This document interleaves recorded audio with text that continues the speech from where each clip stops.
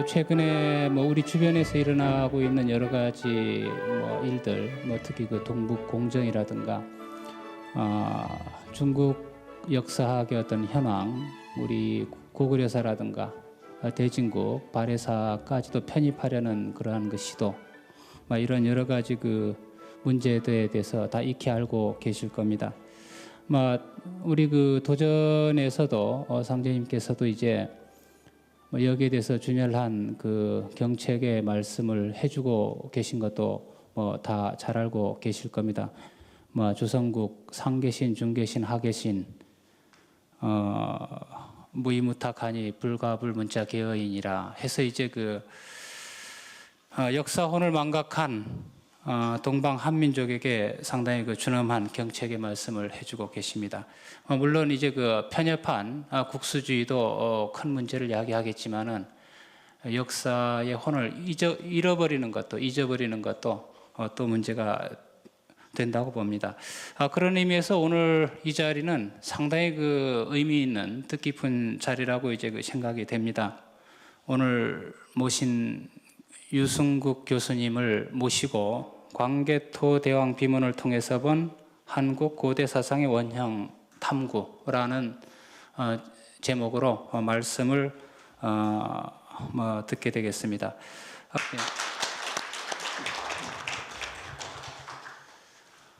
근데 오늘 특별히 광개토 대왕에 대한 그 비문, 이게 유명한 건데 이게 우리 한국의 얼굴입니다.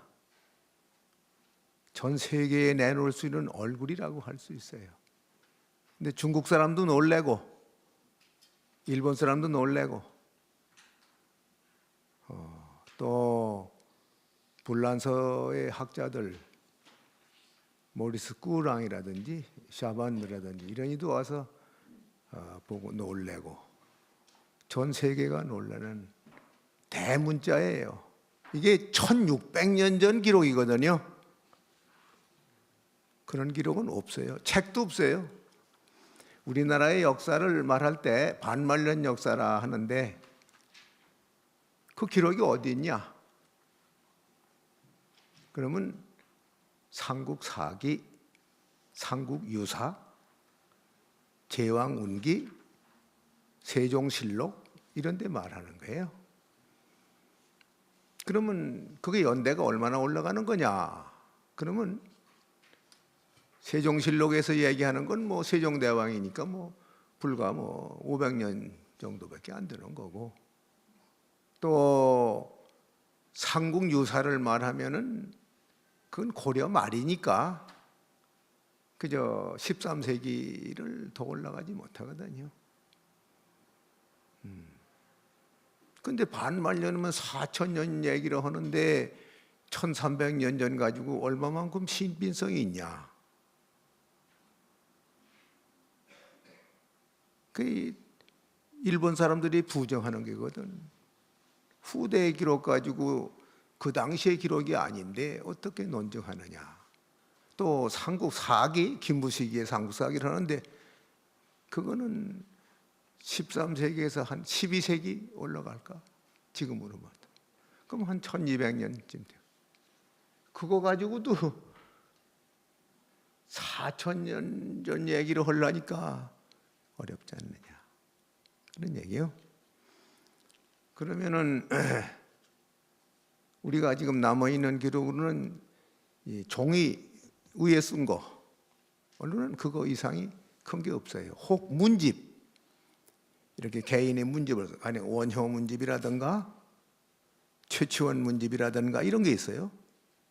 그런 거는 신라 통일기로 올라가고 또 고려 말, 아니 고려 초 신라 말기로 올라가지만은 그건 문집이라고. 역사가 아니고 문학에 관한, 시에 관한 이런 거라고. 그러니까 역사를 고증한다고 하는 건 방증적으로 간접으로는 관계 있지만 직접 논술한 게 못 된다고요. 그러면 중국의 기록으로 보면 어떻게 되나? 그럼 꽤 올라가죠. 중국에도 우리 역사하고 거의 같은 반만년 역사라고 하는데 거기에 실제로 기록되어 있는 걸 보면은 사마천 사기라는 책이 있어요. 사마천 사기가 있고 한서, 후한서, 위지 동의전 그래가지고 이제 진서, 수서, 당서 그래서 쭉 25사가 있어요. 그 다이너스티가 바뀌어지면 그 다음 세대에서 전 세대의 역사를 써요. 왕조가 여러 번 바뀌었거든. 고대에서부터 쭉 춘추 전국 시대 그 이전부터 하은주 그리고 이제 진시황이 통일기 그리고 한나라에도 전한 후한 그리고 이제 위진 남북조 그리고 이제 수나라 당나라 그런 다음에 이제 5호 16국 그리고 송나라에도 북송과 남송 그 다음에 명, 청, 원명청, 원나라, 명나라, 청나라 후에 중화민국, 그 현대 오는 거예요. 그 반만년 역사라고 하더라도 그 왕조가 여러 번 바뀌었는데 그 바뀔 적마다 역사를 쓰는데 그 당시에 자기가 통치하면서 자기 역사를 쓴 거 그건 인정 안 해요. 평가는 그 다음에 해야지 자기의 역사를 자기가 평가 못 해요. 자기는 역사적인 사실만 기록해 놓는 거야. 여러 가지 사건 그대로 사실에만 적어 놓지 거기에 대한 평서를 쓴다든가 정당한 역사의 평가는 못 하는 거예요. 예를 들어 말하면 우리 2조 500년 하더라도 세종대왕의 역사를 세종대왕이 안 써요. 그 다음에 썼어요. 태조대왕이 건국을 했다. 2조 건국을 했다. 그럼 태조대왕이 안 써요. 그 다음에 써요. 태종대왕이 임금했다. 그럼 안 써요. 세종대왕이 써요. 그렇게 쓰는 거예요. 그러니까 자기가 권한을 가지고 있을 때 자기의 역사를 갖다가 정사로 써놓는 거 자료는 돼요. 그러나 평가는 자기가 안 해요. 그런데 그렇게 하는 사람이 있어요. 독재가들은 자기의 역사를 자기가 쓰거든요. 그 대표가 누구냐? 우리나라의 연산군, 광해군. 그건 독재자들이거든. 자기가 썼어요. 연산 대왕이지 광해 대왕이고. 그런데 그건 독재자이기 때문에 왕이라는 이름도 다 캔슬했어요. 도로 군이 돼버렸어요. 연산군, 광해군 그래요. 그리고 그 같은 역사 다 폐기해버렸어요. 다시 썼다고. 그러니까 자기가 권한 가졌다고 자기가 자화자찬으로 잘했다고 이렇게 역사 쓰고 하면 말이에요. 그 다음에 다 무효예요. 그건 동서고기 마찬가지예요. 지금도 마찬가지. 자기가 자기 잘했다고 하면 안 돼. 평가는 제3자가 하는 거예요. 역사는 그렇게 무서운 겁니다. 그런데 지금 우리나라 중국의 역사가 그렇게 사기, 한서, 후한서 쭉 써서도 그게 반만년으로 올라가지는 못해요. 기원전 2세기까지는 올라갑니다. 그래도 많이 올라가는 거죠. 근데 기원전 2세기 옛날 걸 쓴 게거든. 그러니까 옛날 걸 그 당시에 쓴 게 아니라 기원전 2세기 쓴 건 그건 자료가 되겠지만 기원전 2세기에서 말이야. 이게 기원전 20세기를 다시 올라가서 쓴다면 말이야. 그걸 어떻게 그걸 얼마만큼 인정하겠냐. 그것도 문제가 돼요. 그러나 중국에서는 중국의 역사를 기원전 2세기, 1세기, 기원 초기에 쓴 게 있어요. 다시 말하면 사기, 한서라는 중국 책 속에 조선전이라는 게 있거든. 조선에 관한 걸 썼다고. 우리나라는 아무것도 쓴 거 없는데 거기 썼다고. 조선전. 한서 지리지라고 하는데 이 조선에 관한 걸 또 썼어요. 위지라고 하는 데 나오면 동의전을 썼는데 예맥, 삼한, 마한, 변한, 진한, 고구려, 신라, 백제 써놨어요. 우리는 역사가 없을 때 그거 썼다고. 굉장히 구애한 거죠. 그러나 그거는 한국 사람의 역사는 한국 사람이 써야 돼요. 중국의 역사는 중국 사람이 써야 돼요. 그런데 우리 한국의 역사를 타민족이 썼다. 그럼 그건 구애하기는 한 역사서지만 1차 자료라고는 볼 수가 없는 거예요. 그건 평가도 다르고 입장이 달라요. 그러니까 그건 참고는 하지만 우리 것이 더 중요합니다. 말이야. 그 당시에 있다면 좋은데 기록이 웃거든요. 그러니까 굉장히 중요해요. 그러니까 옛날 걸로 올라가면 10년 차만 해도 굉장히 가치가 달라요. 뭐 보면서 1000년 이렇게 막 500년 이렇게 올라가면요, 그건 뭐 무가지 뭐예요.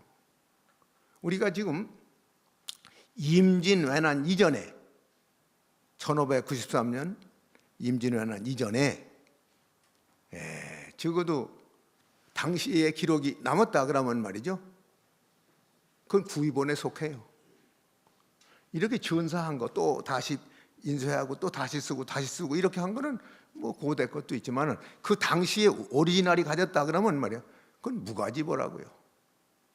그런데 임진왜란은 뭐 한 400~500년밖에 안 되는 400여 년밖에 안 되는데 그것도 구위본인데 이게 말하자면 1000년이나 옛날 거라 그러면 말이야 굉장하죠. 뭐 책 한 권 가지고 뭐 이 방 안에 있는 거 다 살 만큼 비싸요. 고전이라는 그런 거예요, 가치가. 그런데 지금 우리나라에서 기록으로, 역사의 기록으로 이 한반도에서 제일 오래된 거는 이런 종이 위에 쓴 게 아니라 비문, 이런 돌에다 쓴 거. 돌에다 썼기 때문에 썩지를 않거든. 이런 데 쓴 거니 오래가면 다 이건 다 무너져요. 없어져요. 혹시 옛날 게 나오는 수가 있는데 가령 부처님 그 돌 속에다가 군역을 뚫고 거기다가 옛날 신라 때 불경을 거기다 집어넣고 싹 발랐다. 그러면 1000년 말년 가도 썩지 않아요. 그대로 있어요. 이렇게 내보면 아주 깨끗하게 나와 있거든. 그런 거 있으면 뭐 굉장히 좋죠. 그런데 일반적으로 이런 도서관에 있고 이렇게 되면 다 상해요.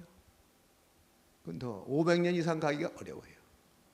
그러니까 돌에 썼다는 건 이건 굉장히 중요한 거죠. 이건 썩지 않고 날이 오니까.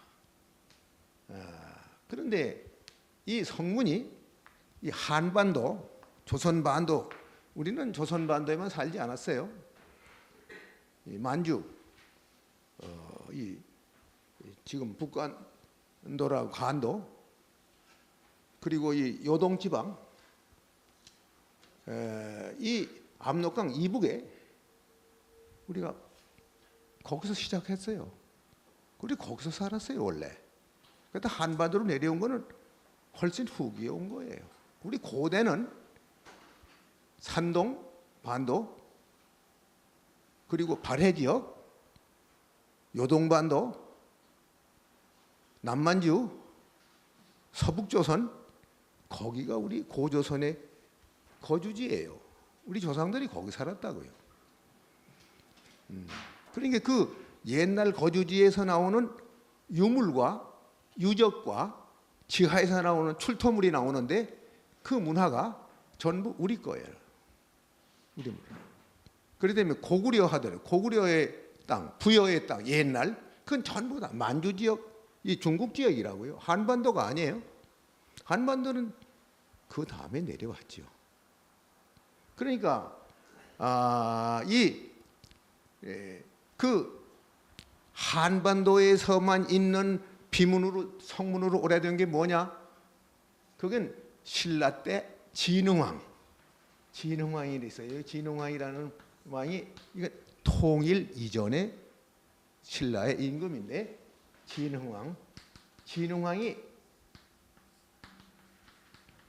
이게 유명한 신라를 벌떡 일으킨 분이에요. 근데 이분에서 몇 대 내려와서 이제 문무왕이 나고 신라 통일을 하죠. 이 삼국 통일을 하는 게 이 통일 이전의 왕이에요. 이 왕이 국경을 순회하면서 그 기념비를 세운 게 있어요. 그걸 순수비라고 그래요. 순수비라고 그래. 신라의 국경을 순수하고 그 그 순행한 국경지대에다가 비를 세웠어요. 기념비를. 그거를 진흥왕 순수비라고 하는 건데 이것이 오래됐어요. AD로 말하면 552년이에요. 그러니까 이거 벌써 2004년이니까 1500년 가깝지 않습니까? 2000, 지금 2004년이니까.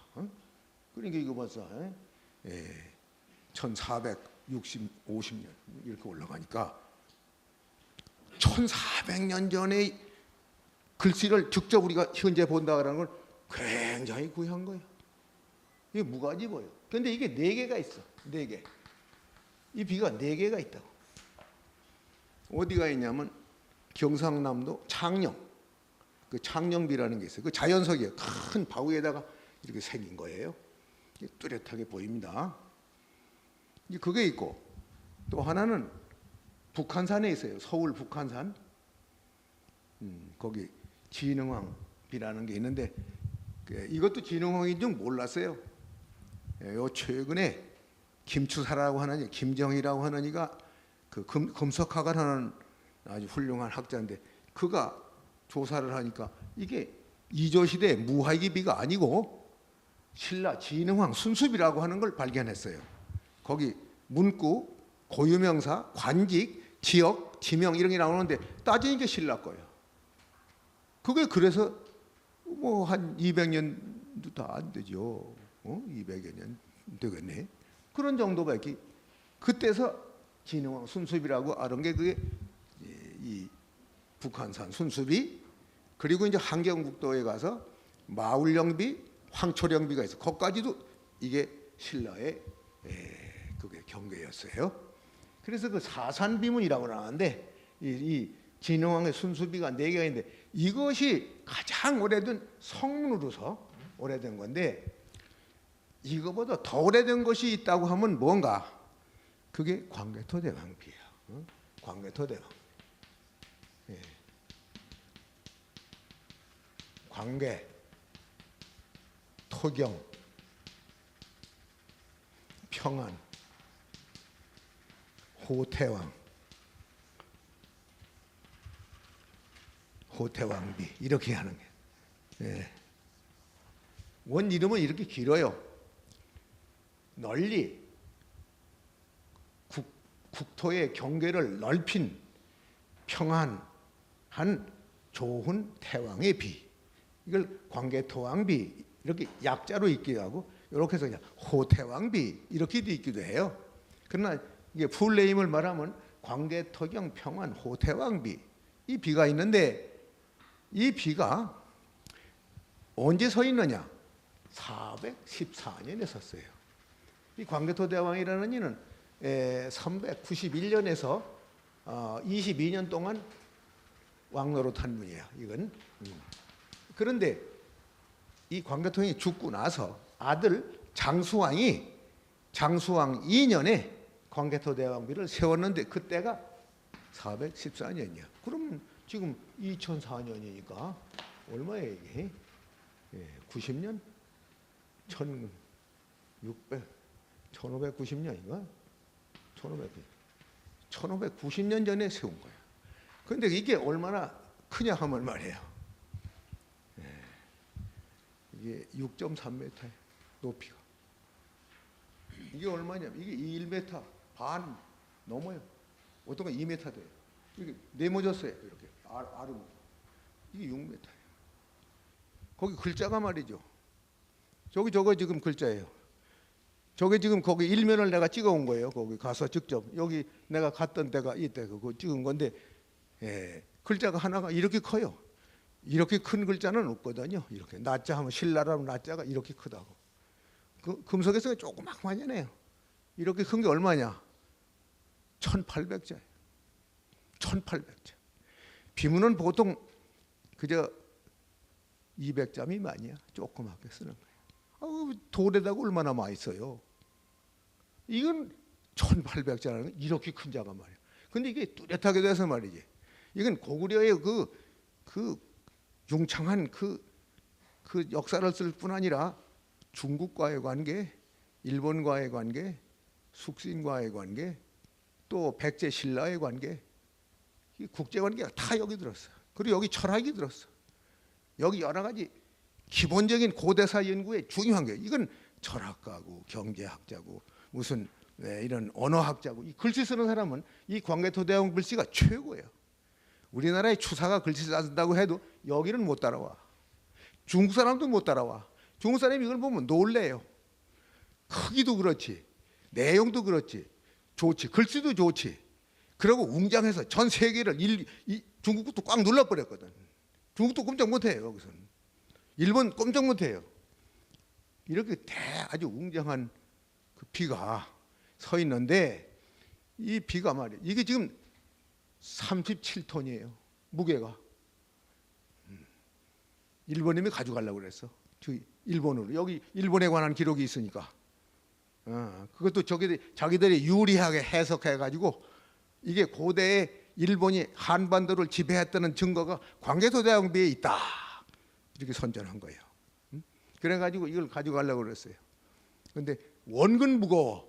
크니까 말이에요, 가져갈 수가 없거든. 그래서 못 가져가고, 지금 어디 있냐 하면, 이게 압록강 건너 만포진 건너편에 주반현 통구라고 하는 그 옛날 국내성 고구려 서울이야. 거기에 근처에 있어요. 거기 이제 광개토대왕 능이 있고, 그 떨어져서 이 비가 커다랗게 섰어요. 저기 이 서 있는 이 비가 이게 그 형태예요. 이게 이 비가.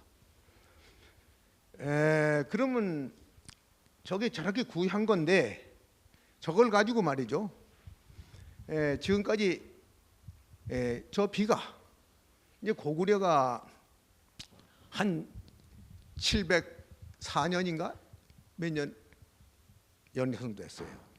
그리고 그 다음에 고구려가 망한 후에 고구려 그 후손들이 다시 나라를 세운 것이 그게 발해예요. 발해라는 게, 발해. 이 발해가 300년 가까이 돼요. 그러면 고구려가 700년, 이게 한 300년, 근 1000년, 이게 900년이 넘어요. 고구려에서 이거 다시 이어가지고 발해, 이렇게 있던 거예요. 남쪽에는 신라가 있고, 신라가 나중에 통일했죠. 통일 신라가 있죠. 신라가 이렇게 있다 오다가 통일을 한 200여 년밖에 안 돼요. 그럼 이것도 한 900여 년, 이것도 한 900여 년. 그러면 이게 우리 한민족이라는 건 이렇게 해서, 북쪽에는 고구려 발해가 있고, 남쪽에는 신라가 있고 백제가 있었는데, 이제 백제는 망했고 신라가 통일했다 하더라도 이쪽에는 점령한 게 아니거든요. 여기는 이대로 있거든. 한반도 내에서만 얘기한 게거든. 그러면 신라 통일기가 아니라 이건 남쪽이고, 이건 북쪽에 한민족이 이렇게 있으니까 이걸 남북조 시대라 이렇게 해야 되는데, 신라 통일기 이렇게 가리키고 있거든. 지금 잘못된 거예요. 수정해야 돼 앞으로. 여러 가지 문제가 많습니다 지금. 그러니까 이건 그 신라의 그 위대한 그 통치의 철학과 그 문화가 바로 여기 계승했어요. 그래서 이 발해 문화라는 게 굉장히 좋습니다. 여기도 전부 왕들이 연호가 있어요. 연호라는 건 말이지, 독립국가가 아니면 연호가 없어요. 우리 조선조 500년 동안 28대 왕이 있는데 연호가 없잖아요. 아니, 일본 사람은 소하, 대중, 명치, 뭐 평성 이런 거 있잖아요. 우리는 그거 없잖아. 그거 없잖아요. 그런데 고구려 발해는 명칭이 다 있거든. 그 독립국가라는 겁니다. 예속국가가 아니에요. 지금 동북공정이니 뭐냐면 그 엉터리야. 그건 말도 안 되는 소리. 저거 얼마짜리, 저건 나중에 역사적인 치욕을 받을 거예요. 그런 억설로 되는 게 아니거든요. 그러니까 이게 지금 이런 남북조 시대에 가장 뚜렷하게 우리 민족의 아주 최상의, 그건 중국서도 인정하는 그것이 바로 고구려 광개토대왕비인데, 그게 414년에 쓴 고비가, 그리고 한 글자 두 글자가 아니고 지금 판독할 수 있는 것만도 1700여 자예요. 일본놈이 많이 깼어요. 그 일본놈의 불리한 부분이 있으면 그걸 깼다고. 그런데 어떻게 된가 하면 저 고구려 비가, 그런 위대한 비가 오래 내려왔는데 고구려가 망하고 또 이제 발해가 망한 후에 그 비가 땅에 묻혔어. 그래서 본 사람이 없어. 그 후에는 본 사람이 없다고. 그러니까 이게 어떻게 되느냐 하면 말이죠, 재발견됐다고. 땅에서 이게 재발견됐어요. 재발견된 게 어느 시기냐 하면 말이에요, 쑥 내려와서요. 1875년 이게 무슨 해냐 하면은 병자 수호 조약한 거예요.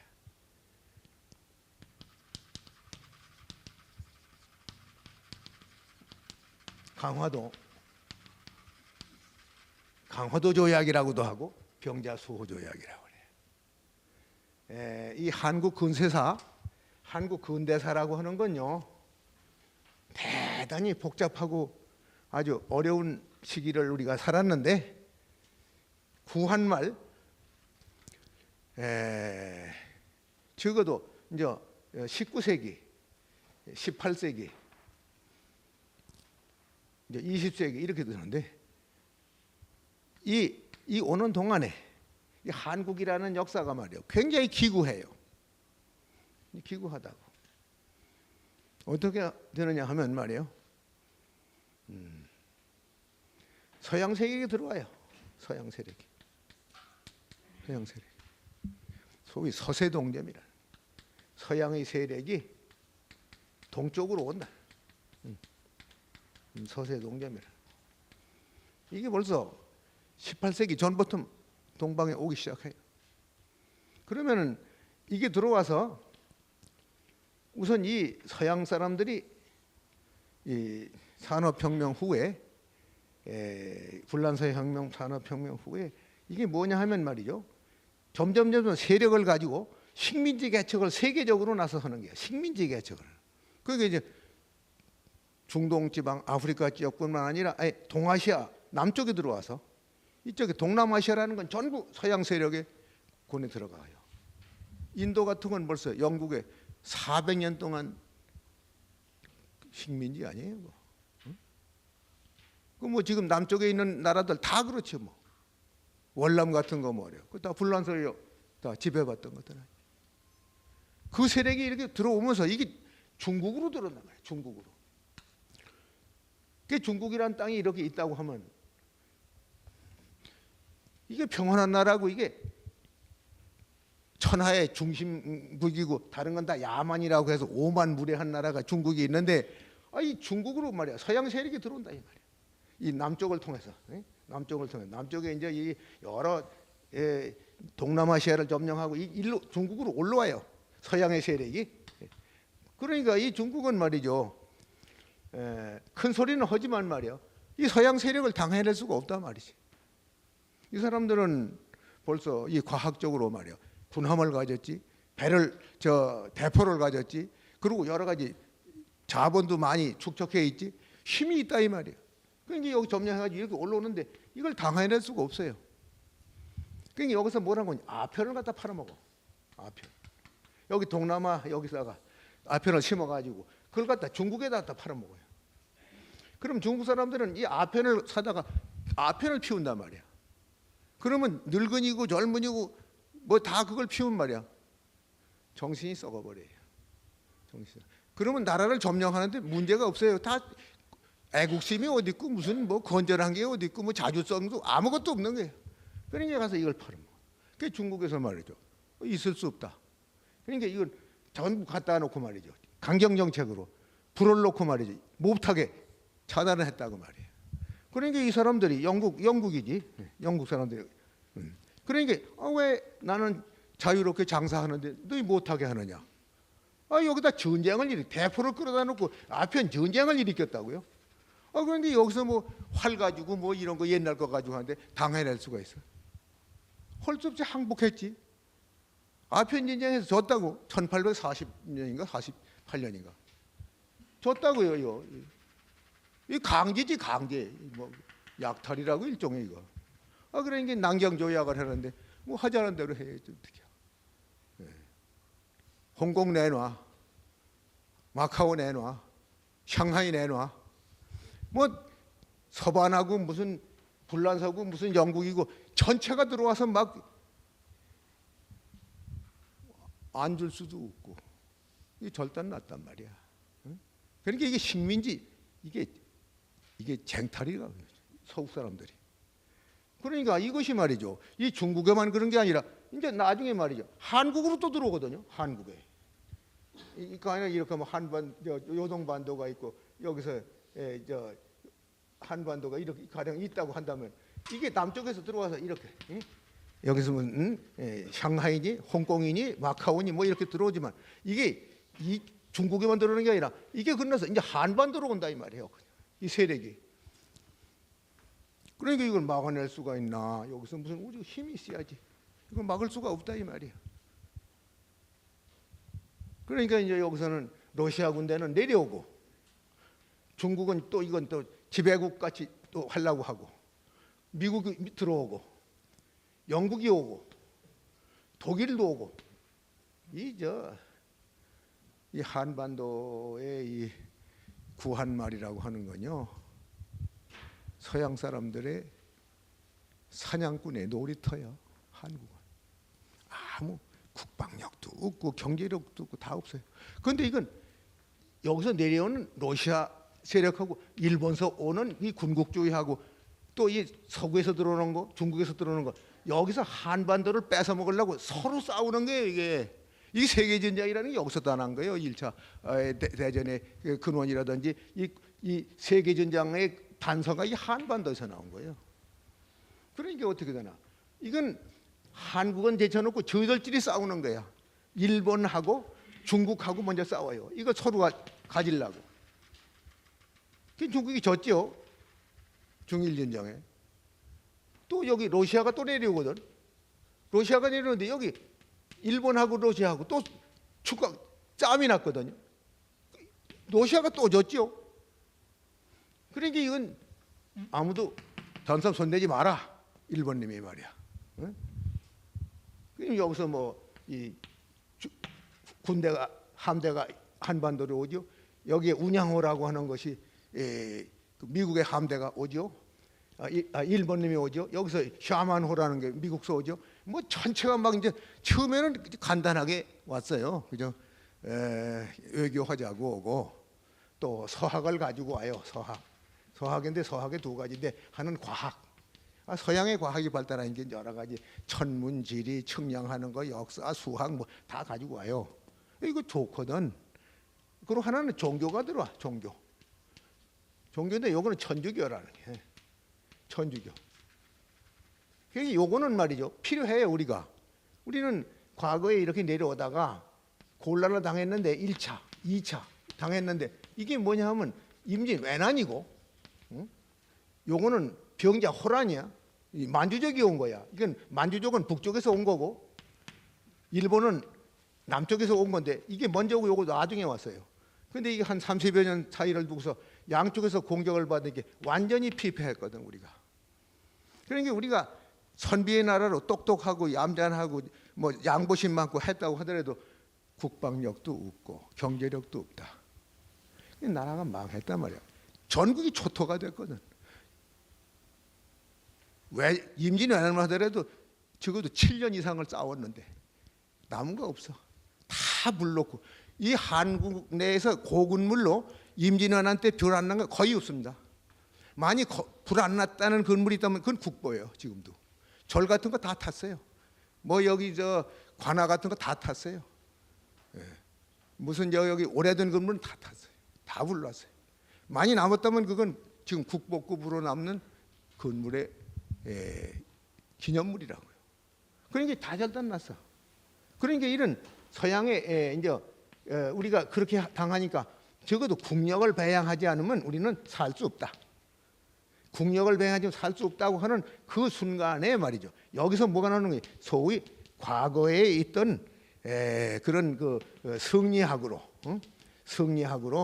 아까 이론적으로 의리가 암만 똑똑하고 있다 하더라도 실제로 국력이 없으면 나라는 패망할 수밖에 없고 민족은 멸망할 수밖에 없다. 그러니까 국력을 배양하지 않으면 안 되겠다고 하는 생각이 여기서 났어요. 임진왜란 병자호란 후에. 그것이 바로 실학파라고 하는 것이 일어나는 이게 근거라고요. 우리나라에. 종전의 시성리학파에 대해서 실학파가 일어난 계기가 거기서 일어났는데 조금 내려오다가 서양의 세력이 이렇게 막 들어오고 막 각처에서 이렇게 올라오고 내려오고 막 하니까 여긴 대단히 어렵다 이 말이야. 대단히 어려워요. 그러니까 처음에는 종교적으로 오니 과학적으로 오니까 이걸 실학도 필요하니까 이걸 조금 받았어요. 실학파들이 이걸 좋아했어요. 자꾸 들어가면 그 종교가 있거든. 그 종교인데 이 가치관이라는 게 전혀 우리하고 다르다 이 말이야. 여기는 우리 종래에 있던 신앙하고. 그러니까 이거는 처음에는 이걸 잘 인정해 주었어요. 가령 마테오 리치가 중국에 들어왔다. 처음에는 인정했어요. 차차차 이 종교 문제가 나오고 나중에 가치관의 대립이 생긴다 이 말이야. 가령 관원상제하면 조상숭배라는 건 우상숭배다. 우리가 혼인 장사 지낼 때 제청을 놓는 건 그건 우상이다. 이런 식이야. 그러니까 신주를 갖다 불놓고 말이야. 이런 식이 되니까 말이야. 희성 우리 전통적 가치에 대해서 도전을 해오니까 이건 이단이다. 있을 수 없다 말이야. 그 처음에는 환영을 하다가 나중에 배척했어요. 중국에서 배척했다고. 우리나라도 마찬가지야. 그것도 배척할 수밖에 없지. 그러니까 여기서 척사라는 말 썼어요. 척사. 중국도 그러고 척사. 간사한 걸 배척한다. 그리고 이 정당한 우리는 정당한 전통적 제1차 가치고 이건 외부적 가치인데 이 정당한 우리 전통을 호위한다. 이걸 우위라고 해요. 이거 호위. 예. 그래서 척사 위정이라고 그래요. 우리 것을 잘 보호하고 간사한 외국의 사교를 갖다 배척한다. 이 척사 위정이라는 말을 용어를 써서 배척했어요. 중국도 그러고 한국도 그러고. 그러고 나니까 이 천주교 여기서는 천주교 특히 천주교죠. 이거 박해다. 이 종교에 대한 박해다. 그래서 이 소위 이 척사위정에 대한 그 많은 사람의 그 피해를 주고 그 처벌하고 한 데 대해서 천주교 박해사라고 씁니다. 이 전통적 가치는 척사위정이라고 그래요. 그럼 이 척사위정이 오르냐 박해사가 오르냐 이거 아직 해결 안 됐어요. 지금도 지금 문제가 남아 있는 것이요. 그러면 이러한 시기에 서양의 세력이 자꾸 들어오니까 이걸 어떡하나? 그러니까 그냥 오는 게 아니야. 뭐 종교가 종교로만 왔다면 상관없었는데 식민지 개척하는 군함 타고 오거든. 그게 샤만호의 신부 목사가 타고 오고 이 군함에 신부가 타고 온 거 아니에요? 처음에. 그러니까 어느 정도 인정할 수 있는 부분이 있지만은 인정할 수 없는 부분도 또 있다 이 말이야. 그러니까 여기서 문제가 생긴 거예요. 여러 가지로. 오늘날에 와서는 뭐 그런 거 저런 거 없죠. 뭐 천주교 박해하던 대원군 자손들이 전부 천주교인 돼버렸으니까 뭐 그런 거 저런 것도 아무것도 없지만은 그러나 본질적인 문제는 아직도 남아 있다고요. 어떻게 이해하느냐? 이건 종교 간의 대립이거든. 종교 간의 대립은 지금도 싸우잖아요. 회교도와 기독교가 무참하게 싸우잖아요. 지금. 그거 단순히 석유 먹는 거 부분이 아니에요. 그건 종교적인 문제가 있어요. 이스라엘과 팔레스타인이 싸우는 게 그게 단순히 물질 관계입니까? 종교 문제지. 해결 안 되고 있어요. 아직도. 그 문제는 지금 남아 있다고. 이런 문제를 어떻게 해결하느냐? 이건 중요한 현대인들에게 과제라고. 이건 이데올로기 싸움보다 더 무서운 게요. 종교 싸움은 뭐 무자비하게 가서 터져. 저기 가진 자 안 가진 자 싸움은 쉬워요. 그건 평등하게 놀아먹으면 그만이야. 종교는 그렇게 안 되거든. 평등하게 하자고 안 하는데 뭘. 죽는 것도 무섭지 않아요. 뭐 폭탄 싣고 치마 입고서 가서 탁 터져서 뭐 백화점이고 지하철이고 뭐 아무데나 가서 터져 죽잖아요. 그래도 좋대. 성전이래. 하나 죽이면 잘했다고 그러고 둘 죽이면 더 잘했고 많은 사람 죽이면 얼른 오랜대 알라신이. 뭐 당하지도 못해. 조그만 것 같지만. 이 문제 어떻게 해결하느냐? 잘 생각해야죠. 현대 지식인의 과제예요. 이게 중요한 문제라고. 사람 죽이면서 무슨 종교입니까?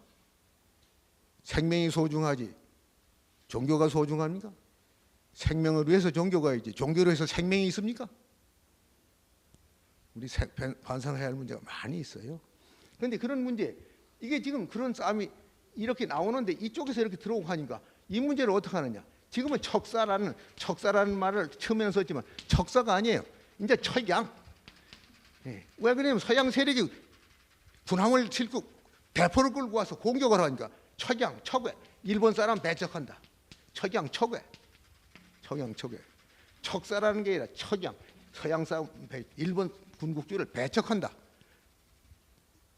그래도 오거든, 막 들어오거든. 그러니까 1787년에 뭐냐? 쇄국을 했는데 대원군이 이렇게 문을 막았거든요. 쇄국. 문 닫은 게 장군. 못 들어온다. 또 관계 안 한다. 뭐 이북지 오늘날 쇄국하듯이 딱 문 닫고 못 들어오게 하거든요. 그러니까 대포를 가지고 와서 막 쏴대고 하니까 말이야. 문을 안 열을 수가 없어. 그래서 이 척합이라는 것을 전국에다가 대원군이 거리에마다 전부 척합의를 세웠어. 절대로 서양이나 일본 사람하고는 화해할 수 없다. 배척한다.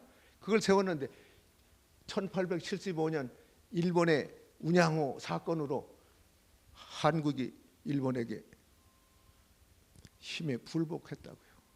그리고 그때 강화도 조약을 하는데 이게 수호 조약이야. 문 열어라 말이야. 문 열어라. 문 닫지 말고 열어라. 이 강제 이거 불평등 조약입니다. 이거. 이 조약이나 계약이라는 평등해야 되는 거야. 그래 인정하는 거야. 불평등 계약이라는 건 말이죠. 무효예요 원래가. 100%의 인권과 인권 자유와 자유가 상대했을 때 계약이라는 것이 칼 가지고 총 가지고 힘 가지고 계약서 쓴 건 무효라고요. 지금 재판에도 그렇게 한 건 말이에요. 무효입니다. 현재도. 일본님이 한국을 30년 지배했으니까 자기 거라고 다 그때 계약하고 다 하는 거. 사실은 그게 불법으로 힘으로 지배했기 때문에 1945년 8월 15일 항복한 이후에는 그거 다 무효예요. 과거가. 다 무효라고. 그때 해놓은 거 다 무효예요. 그건 국제적으로 인정하는 거예요. 그런데 지금 1875년에 병자 수호 조약을 하니까 말이야. 문호를 개방할 수밖에 없어. 이 척화가 다 척화비를 다 철거했어요. 이해. 문 열기로 나라에서 인정을 할 수밖에 없으니까 다 치웠어. 그리고 이제 서양 일본 거 다 들어오는데 이 병자 수호 조약을 보면 말이야. 불리한 것만 썼어. 일본 사람은 부산만 올 수 있는 게 아니라 어디도 오고 원산도 오고 어디도 오고 다 어디든지 군함이 중박할 수 있다. 또는 잘못하는 사건이 일본 사람이 생기면 그건 일본 재판소에서 하지 한국 재판소에서는 못한다. 그 조항이 쭉 있는데 전부 불리한 조건만 해서 조약한 게요. 그게 평등 조약이 아니에요. 그런데 일본 사람이 이게 중국도 절단 내고 러시아도 눌러놓고 그러고 어떠냐? 만주를 또 먹어야겠다 이 말이야. 한반도는 이제 자차 내고요. 이게 이제 1905년에 가서는 이게 이제 을사 보호 조약을 만들어서 내가 보호한다. 다른 사람 손대지 말라. 그러고 놓고 1910년에 가서는 한일 합방을 한 거예요. 이것도 무리하게 강제로 한 거죠. 뭐 명성황후 같으니 다 때려 죽였잖아요. 일본 군 놈이 망나니가 와서 고종 황제 같으니 뭐 밥도 못 먹어요. 거기다 독약을 탔는지 뭐지 몰라서 저 러시아 대사관에 가서 해서 아관 파천해서 거기서 밥을 얻어 먹고 그랬잖아요. 그러니까 뭐 일본 놈들 꼼짝 못하는. 그러니까 그렇게 되는 때니까 말이죠. 점점 이렇게 되니까 한국에서는 말이죠. 척사위증 뭐 이렇게 했더니 뭐 다 자꾸 지니까 어떻게. 그러니까 이 사람들은 어떻게 하는 거 아니? 과거에 척사를 하던 이런 사람들은 안 된다. 그러니까 이건 아주 이제 병대가 되는 게 의병이다. 의병이 아니 이제 독립투사가 되는 거예요. 독립투사. 전부 독립투사. 이게 재래의 우리 의병사에 속하는 겁니다. 그럼 임시정부가 섰다. 1905년, 1910년에 한일합방하고 1919년에 가서 1919년에 가서 이게 김이 독립만세요. 이건 1차 대전 끝나고 나서 모든 세계 민족은 민족 자결권에 의해서 통치를 하지 남의 나라가 와서 그 나라의 남의 민족을 지배해서는 안 된다고는 그 윌슨의 민족 자결권을 선언했거든 세계적으로. 그때 우리가 그때가 이때인데 여기서 소위 우리가 만세 김이 독립만세를 국내외적으로 전체가 일어나 부른 거예요. 중국에는 그때 여기에서 이제 오사운동이라는 게 일어나서 이 자유 국가로 발전하는 게 생기는 건데 이러한 그 소용돌이 속에 사는 우리 이 한국 그 근현대사라고요.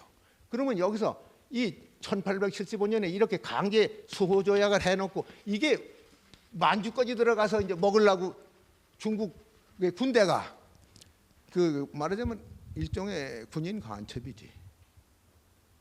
이제 육군 공군 대우인가 사카와라는 사람이 말이죠. 그 일행을 데리고 말이요. 만주를 시찰했어요. 거기 이제 정보를 수집하고 그쪽으로 이제 세력을 뻗치려고 하는 거야. 일제가. 근데 그때가 언제냐면 1875년 이때라고. 수호자 후라고요. 그래가지고 1876년인가 이게 광서 2년인가 그래요. 그때 만주를 돌아다니다가 집안현을 갔는데 그 소문을 들으면 여기 옛날 고비가 여기 있다고. 그 쫓아가 보니까 이렇게 닦고 흙 속에 있는 거 일부는 나오고 겉이 보이는데 닦고 보니까 이 고구려 광개토왕비야. 근데 속을 이러다 보니까 일본에 유리한 얘기가 있어. 일본 사람들이 백제와 신라를 공격해서 신민을 삼아가지고 지배했다. 그 기록이 그런 게 나온단 말이야. 야, 이거 참 좋다. 뭐 지금만 우리가 지배하는 줄 알았더니 옛날에 벌써 1600 그때도 뭐 1500년이 넘었으니까 이렇게 지배한 사실이 여기 있구먼. 야, 이거 됐다. 그래가지고 그걸 몰래 사람을 사가지고 그걸 탁보를 했어. 탁보를 해가지고 다른 사람 모를 때 그걸 가지고 일본을 가지고 갔어요. 가가지고 한 5년 동안 연구를 해서 저희들이 그 이제 관학자 어영학자들하고 해서 연구해가지고 책을 냈어요. 거기에 그 일본 사람들이 한국을 점령한 사실이 이 광개토 그 큰 대문제 속에 있다. 그래가지고 그걸 이 회력이라는 책을 명치 22년에 1886년인가 명치 2년에 이걸 발표했어요. 그러고 보니까 이거 이상한 말이 여기 들었고 일본 사람 말하는 거 보니까 보통 말이 아니거든. 그러니까 이거를 한국 사람들이 눈이 후둥거리 뜨고서 이걸 연구하게 됐다고요. 그거 보니까 일본 사람이 지배했다고 하는 것 같은 게 문구가 있다 이 말이야. 그러니까 이게 어떻게 된 건가? 그러니까 여기 대해서 이 회열록이라는 이게 회열록을 한 5년 이거 가지고 한 5년 후에 책으로 내서 공개를 했는데 그걸 이제 한국 사람들이 봤어요. 최남선 이거 저 독립운동 하던 분 다 봤어요. 그 신채호 무슨 이 정인보 유명한 사람 다 봤어요. 다 보니까 일본 사람이 한국을 지배한 일이 역사적으로 없는데 그 비가 왜 그렇게 써 있나? 그 왜 그렇게 써 있나? 역사적으로 일본 사람이 한국에다 식민지를 두어가지고 지배한 일이 없거든. 근데 왜 비가 그런가? 가만히 보니까 비를 잘못 해석했단 말이야. 잘못 해석해가지고 자기들이 유리한 해석을 내놓은 거야. 그러니까 틀렸다. 이건 해석이 틀렸다. 그래가지고 정인보 씨가 1930년 소화 5년인가 그때 말이죠 썼어요. 근데 그거 지금 그 정인보 씨가 쓴 기록도 이렇게 이제 한문으로 쓴 거니까 거기도 한글로 쓴 것도 1930년에 쓴 거는 한글 겸해서 썼고 한문하고 그리고 이 1955년에 쓴 거는 순한문으로 백낙준 선생 그게 고휘 기념인가 회갑 환갑 기념 논문집에 썼어요. 그리고 이거는 이렇게 한글로 쓴 거는 그 1930년에 연희대학 연희전문학교 논문집에 조선문학이라고 하는 그 논문집에다가 이 광개토대왕비를 처음 반박 논문을 썼어요. 그런데 이 반박 논문이 유명해요. 이 논문이 유명한 겁니다. 그런데 거기에 대해서 한국 사람들이 이제 쓰기 시작했는데 그러나 정인보 씨 설을 넘어가진 못해. 정인보 씨 설 부모의 안에서 약간 차이가 있는 거지 정인보 씨 설을 넘어가지는 못해요. 누가 써서도 그래요. 그런데 이걸 반박한 사람이 누구냐? 중국 학자예요. 중국 사람은 말이죠. 일본 사람의 설도 말하지만 한국 정인보 선생의 설을 반박하는 거예요. 근데 뭐 아주 하나하나 들어가지고 말이죠. 역사적인 사실은 없어요. 없으니까 없는 건 인정하는 것 같지만은 논지가 하나도 그 제3자가 그렇게 타당하다고 인정할 수 있는 어법과 논법이 아니다. 그걸 전부 들어서 설명했어요. 그러니까 지금까지도 중국 사람들은 정인보서를 부정해요. 그전 권위 있는 최고 권위를 생각했는데 그걸 부정하거든. 일본 사람이 주장한 걸 반박한 이론인데 그걸 부정하니까 이거 어떻게 돼요? 그럼 일본 사람 인정하는 거 아니냐? 그럼 일본 사람도 반박해요. 중국 사람이 반박을 해요. 반박하는데 그러면 이 중국 사람이 그렇게 말하는 걸 다시 이론으로 전개할 수 있는 사람이 있는가? 이게 이때부터 내려온 게니까 이게 얼마입니까? 여기서 뭐 120여 년 됐잖아요. 30년 가깝잖아요. 그 싸움이 말이죠. 중국의 한문 대가들이 쭉 그 광개토대왕비에 쓴 것이 여기 지금 목록이 나왔는데 얼마나 그렇게 많아요. 일본 사람이 그렇게 많고 뭐 최고 학자지. 한국에도 뭐 최남선이야 최고 학자만 쓰는 거예요. 근데 결론이 안 나요. 그리고 중국 사람의 지금 막 공격한 데 대한 이게 그걸 설파해낼 수 있는 이론이 안 나왔어요. 그래서 내가 이걸 나는 한국 철학을 공부하고 이제 철학하는 사람이야. 뭐 인도 철학이고 서양 철학이고 난 한국 철학 철학하는 중국 철학이고. 근데 우리나라 철학을 하려고 보니까 이 광개토대왕비에 여기 철학 사상이 많은데 연구한 사람이 하나도 없어. 일본님이 왔네 갔네 그것만 싸웠지. 정치적으로 군사적으로 그것만 얘기했지. 여기에 그 기맥히는 철학이 여기 들었는데 그건 전혀 누가 타치도 안 한단 말이야. 만날 그 싸우고 군대가 왔네 갔네 이것만 얘기하니 못 쓰겠다. 내가 그래서 나는 한국 철학서를 정리하는데 이 광개토대왕비 같이 좋은 자료가 없고 그런 대문자가 없고 그렇게 확실한 게 없는데 금속에 써 있으니까 뭐 개인 쓴 것도 아니고 이걸 하야갔다고 보니까 중국 사람 떠드는 거, 일본 사람 떠드는 거, 한국 사람 떠드는 게 쭉 내가 그 전체를 놓고 이렇게 보니까 말이야.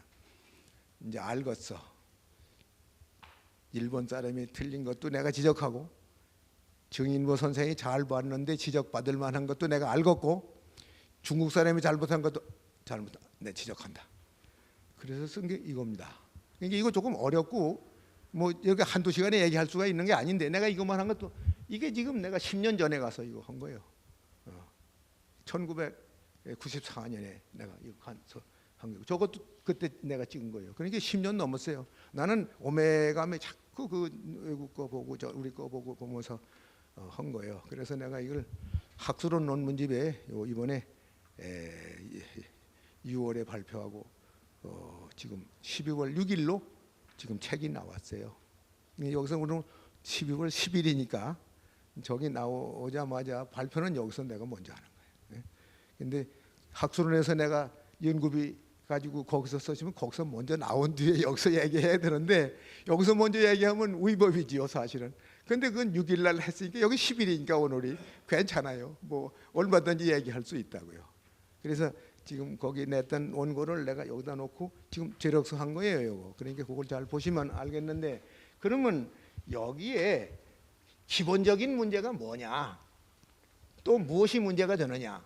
그런데 나는 지금 이 싸움하는 문제를 얘기하는 걸로만 위주한 게 아니라 거기 보세요. 제목이 지금 내가 가진 제목이 말이죠. 광개토 대왕 비문을 통해서 본 한국 고대 사상의 원형 탐구. 광개토 대왕 비문 자체만 연구하는 게 아니고 나는 광개토 대왕 비문을 연구해서 그 비문이라고 하는 그 비문의 그 렌스를 통해서 우리 한국 고대 사상의 그 아케타입이 뭐냐? 한국 사상이라고 하는 건 중국 사상이나 일본 사상이나 서양 사상과 다른 특징이 있다면 그게 뭐냐? 그거를 내가 탐구하겠다 하는 얘기니까 이건 지금 싸움 얘기로만 끝난 게 아니라 싸움에 대한 얘기를 내가 말 안 할 수 없어서 하는 거고 나는 그 얘기가 아니라 여기서를 통해서 본 우리 한국 사람이 가지는 사고방식과 가치관과 이 사유방식의 특징이 뭐냐 하는 것을 내가 얘기하겠다. 그러니까 여기는 두 가지 중요한 포인트가 있어요. 이 고비에 대한 싸움에 대한 내 견해와 또 하나는 이걸 통해서 본 우리 한국 고대 사상의 특징이 다른 민족에 비해서 뭐가 특징이냐? 그 특징은 고대에도 그렇고 중세에도 그렇고 현대에도 그렇고 미래에도 그 한국 사람의 사고다. 여기 글씨가 많잖아요. 다 쓸 수 있잖아요. 그런데 죄 다르죠. 그렇지만 딱 놓고 보면 아 이건 중국 사람 글씨, 이건 일본 사람 글씨, 이건 한국 사람 글씨 딱 갈라요. 옛날에 쓴 것도 가르고 지금도 가른다고. 그와 마찬가지로 사상도 아 이건 중국적 사유라고, 이건 일본적 사유라고, 이건 한국인의 사고 방식이라고, 이거 갈릴 수 있다고요. 그 유사성이 있다고. 그러니까 우리 한국적 사유의 원형을 광개토대왕비란 1600년에 기록한 걸 가지고 고대 것도 보고 현대에도 보고 미래도 내가 조망한다. 그 소리입니다. 그러니까 이거 쉬운 얘기가 아니죠. 굉장히 의미 있고 중요한 얘기죠. 지금 남북 문제도 있고 세계 문제도 있는데 우리가 어떻게 가는 게 옳은 건가, 타당한가, 그 향방이 어디로 가야만 정당한가, 거기 시사를 하려고 하는 거예요. 실제 내용은 거기를 목표로 하고 쓴 건데 쓰다 보니까 이제 그쪽의 문제가 이게 나오니까 이건 우선 그 얘기를 먼저 해야겠다고 말이에요. 이게 먼저 이 비문에 대한 지금까지의 오류, 잘못된 거, 그리고 어떻게 이게 정당한 판독이냐 하는 문제, 그거를 먼저 얘기하고 우리나라의 고대 사상의 기본 문제는 조금 그 다음에 얘기하고 두 단으로 얘기를 하겠습니다.